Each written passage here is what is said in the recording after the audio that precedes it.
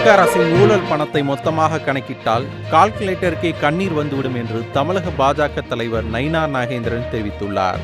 சமீபத்தில் நகர்ப்புற வளர்ச்சித்துறையில் 1020 கோடி ரூபாய் ஊழல் நடந்திருப்பதாக அமலாக்கத்துறை புகார் தந்திருப்பதை குறிப்பிட்டு அவர் இதை கூறியுள்ளார். இதனிடையே அமைச்சர் நேரு என் மீது விழுந்துள்ள இந்த கரையை சட்டப்படி எதிர்கொண்டு கழுவுவேன் என்று சவால் விட்டுள்ளார். குஜராத்தில் நலத்திட்டங்களை தொடங்கி வைத்த அமித்ஷா 2026 சட்டமன்ற தேர்தலில் திமுக அரசு தொடைத்தெறியப்படும் என்று தெரிவித்துள்ளார். வெகு விரைவில் தமிழகம் வரவிருக்கும் அமித்ஷா தமிழகத்தில் கூட்டணி ஆட்சி அமைப்பேன் என்றும் சமீபத்தில் கூறியிருந்தார்.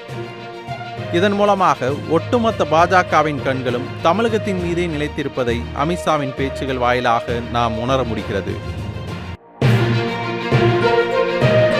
RSSின் பொது விவாத நிகழ்ச்சிகளை நடத்தும் விஜில் அமைப்பு சென்னை ராஜா அண்ணாமலை மன்றத்தில் வரும் 11ஆம் தேதி ஏற்பாடு செய்துள்ள நிகழ்ச்சியில் பாரதி கண்ட வந்தே மாதரம் என்கிற தலைப்பில் சீமான் பேசவிருப்பதாக அதிகாரப்பூர்வமாக அறிக்கை வெளியிட்டுள்ளது.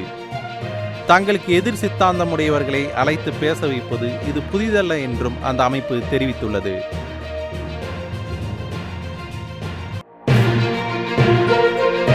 சென்னை வேப்பேரி பகுதியில் வேலை செய்து கொண்டிருந்த தூய்மை பணியாளரான லட்சுமியை தாக்கிய ஜம்மு காஷ்மீரை சேர்ந்த ரவீந்திர சிங் கைது செய்யப்பட்டுள்ளார்.